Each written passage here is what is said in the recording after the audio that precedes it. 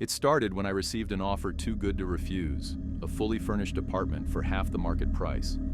It was located in an old but well-maintained building in a quiet part of town. The landlord, Mr. Harper, seemed eager to rent it out quickly. He handed me the keys with a warning. "Don't open the door to the last room," he said. "It's locked for a reason." I laughed nervously, thinking it was some eccentric quirk. The apartment was cozy, and the rent was within my budget. I figured the locked room probably just held old junk. The first few nights were peaceful. Then the noises started.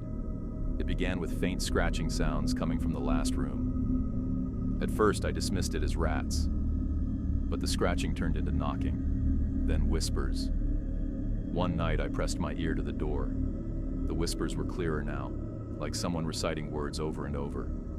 My curiosity gnawed at me, but I remembered Mr. Harper's warning. The next morning, I called him. "Mr. Harper, what's in that room?" "Don't ask questions," he said sharply. "Just leave it alone." He hung up before I could respond. By the fourth night, I couldn't take it anymore. The knocking was relentless, and I was sure I heard someone crying.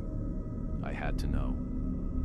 Armed with a flashlight and a crowbar, I pried the door open. The room was small and barren, with only a chair and a mirror propped against the wall.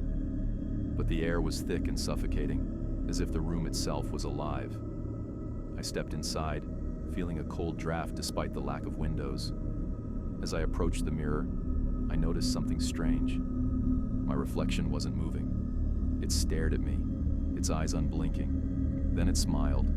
I stumbled back, but the reflection stayed put, grinning wider.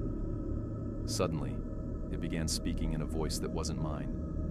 "You shouldn't have opened the door." The room went dark. I fumbled for the flashlight, but it wouldn't turn on. The air grew colder, and I felt a presence behind me. "Leave!" the voice hissed, now coming from all around me.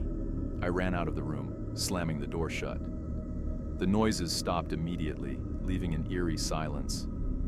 The next day, I packed my things and left, without informing Mr. Harper. I couldn't stay there another night. A month later, I decided to do some research on the building. What I found chilled me to my core. Years ago, a tenant in that apartment had gone missing. The only clue was a single message written on the mirror in blood. "Don't let it out." I haven't spoken to Mr. Harper since, but sometimes late at night I hear faint knocking in my new apartment, and I wonder if I really managed to escape.